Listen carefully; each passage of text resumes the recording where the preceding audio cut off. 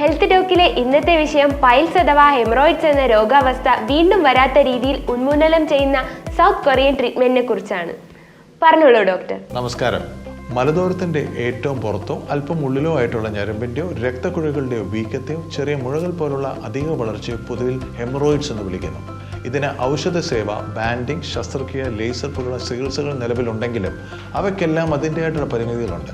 ഇവിടെയാണ് banana clip എന്ന Korean പ്രൊഡക്റ്റിന്റെ പ്രശസ്തി. ഇന്റേണൽ ഹെമറോയിഡ്സ് ആണ് ബനാന ക്ലിപ്പിലൂടെ ട്രീറ്റ് ചെയ്യുന്നത്. പൈൽസ് 1, 2, 3 സ്റ്റേജ് ആ കേസുകൾ ബനാന ക്ലിപ്പ് പ്രൊസീജിയർ വഴി പൂർണ്ണമായി മാറ്റാൻ കഴിയും. ഇതിന് ശസ്ത്രക്രിയയുടെ മുമ്പുള്ള ടെസ്റ്റുകൾ ആവശ്യമേ ഇല്ല. വേദനയും കുറവാണ്.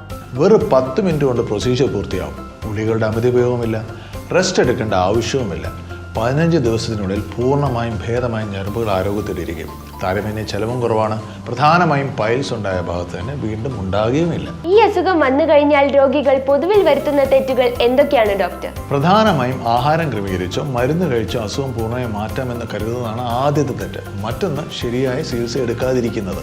ഇത് അസുഖം കൂടുതൽ വഷളാക്കും. പിന്നെ അസുഖത്തിന്റെ ഇപ്പോഴത്തെ സ്ഥിതി അറിയാൻ നല്ലൊരു ഡോക്ടറെ കാണാതിരിക്കുന്നതാണ് അടുത്ത തെറ്റ്.